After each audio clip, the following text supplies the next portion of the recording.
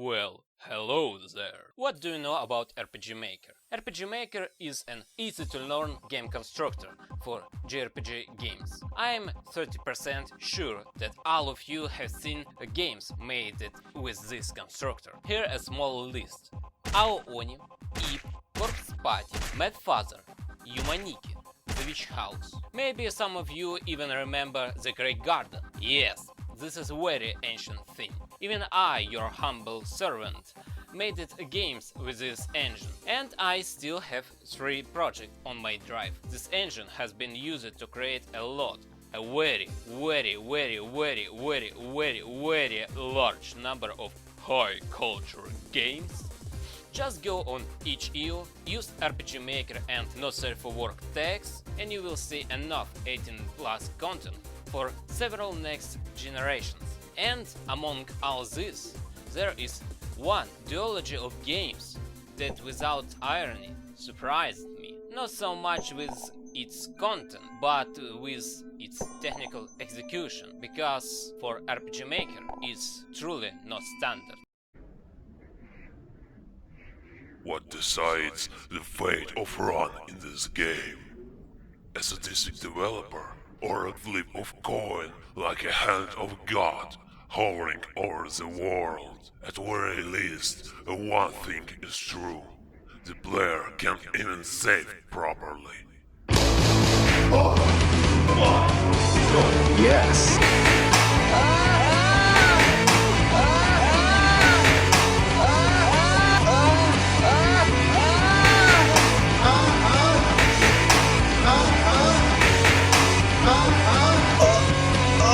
That's good. Dicks. Master. Lay eggs. Do anal. Suck. Come. That's spanking. Your ass. Turn you on. Let's get your ass back here. $100. Swallow cum. Boy next door, it's fucking deep in my ass.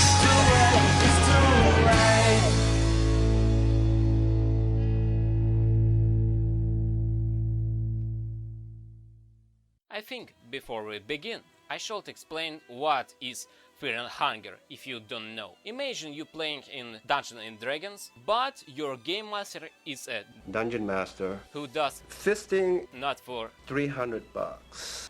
but for 300 rubles.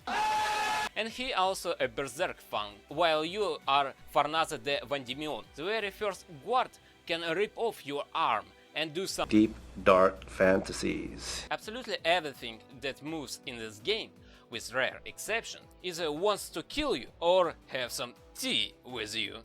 And even save points want to troll you. If you're unlucky, the Crow Mauler can visit you during sleep and kill you on the first turn. That was first game. In second game, things are a bit more lenient. Nobody will do Fisting to you anymore, but you can fall into a spiked pit, or you can become a victim of penis facehugger. Блять, опять пенисы, ну какого ху... Instead of Crow Mauler, who could one-shot you, they're a reference to Terrifier. They're also a much larger roster of characters. In general, the second game is like first game, but maxed out, with fixed problems like a 50% save chance. Otherwise, Dungeon Master. will make you... When I first saw this game, I could not have guessed that it was made in RPG Maker, because 90% of games on this engine look very similar, because they use default assets. Fear and Hunger doesn't just have its own assets. Most of what you see and hear in these games are original assets created specially for these 2 games. In RPG Maker, levels are built using tile sets, meaning you literally draw a map. This is simple and convenient, but also highly limiting. That's why Mira Haverian probably says something like Joo vittu kaikki. leading to a large portion of the game graphical content was implemented with a workaround. For example, the bar location in the game files looks like this. It's divided in two tile sets, and as you can see, the tile sets are used in a non-standard way. Instead of being a set of tiles the character walks on, they are two images used as tile sets. The combat system in Fearing Hunger is a unique because you can target different body parts of your enemies. Have you ever wondered why there are so few fights with multiple enemies? In the first game, the only dual opponent was the Hounds, while in the second game we have the Mob, a boss ambush consisting of 3 enemies, but without separated body parts to attack. That happened because each body part is treated as a separate enemy. 1 for body, 1 for head, 2 for arms, and 2 for legs. Some enemies also have extra leg that I have to censor. Additionally, the gasoline canister that player can place is also counted as a separate enemy. The RPG Maker has a hard limit on 8 enemies per battle. The only enemy that breaks the 6-limb rule without showing off his size is Archer. By the way, Archer is such great god of deception that even in battle he deceives your eyes. The actual Archer is in the background, and even his rings are part of background, while the boss itself looks like this. Also, did you know that this boss can make a coin flip at the end of every round? Speaking about flip a coin, the famous mechanic of this game, which has spawned countless jokes about third leg. Did you know that this game determines the coin outcome before you even flip it? Do you know how the sanity and hunger systems works? RPG Maker by default has a magic point bar and experience bar. Because RPG Maker is a very specific constructor, the developer had to improvise. Magic points became as sanity points, and the experience bar was transformed into hunger bar. Why TP bar wasn't used instead, I don't know. The limb loss mechanic applies not only to your enemies, but also to yourself. You can lose a limb in various ways. An enemy can cut it off during a battle, you can step into bear trap while exploring, or you can get an infection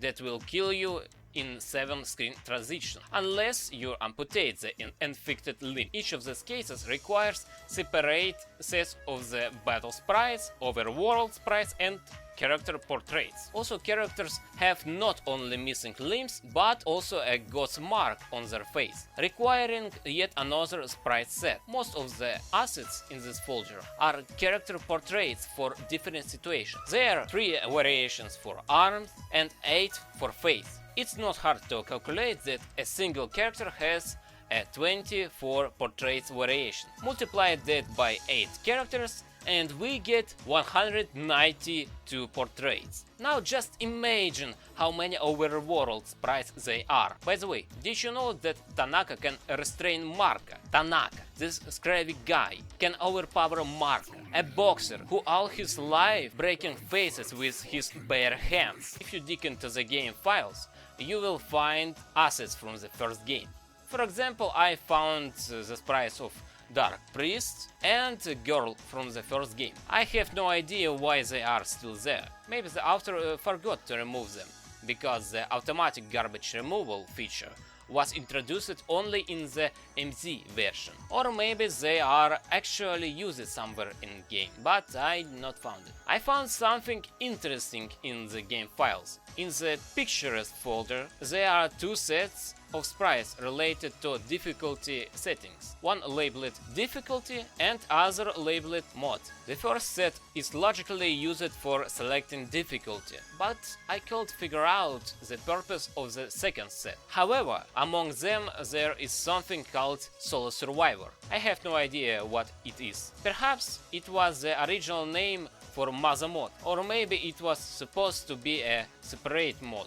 where you could recruit team, but still had 3 days? Well, we will probably never know. Also, I want to say about how the ending A was implemented. Here a small digression is neat. There is technology known as Mod 7, which was developed by Nintendo for their SNES console. This technology allowed to image rotation and scaling. In RPG Maker NV there is plugin called Ultra Mod 7, which essentially allows for the same functionality, and Ending A is the only place where this plugin is used at all. In conclusion, I want to say that despite all the problems these games have, they are the best games ever made on RPG Maker. To be honest with you, I don't recommend working with RPG Maker. I have quite a long story with this engine. Maybe I'll even tell you it someday.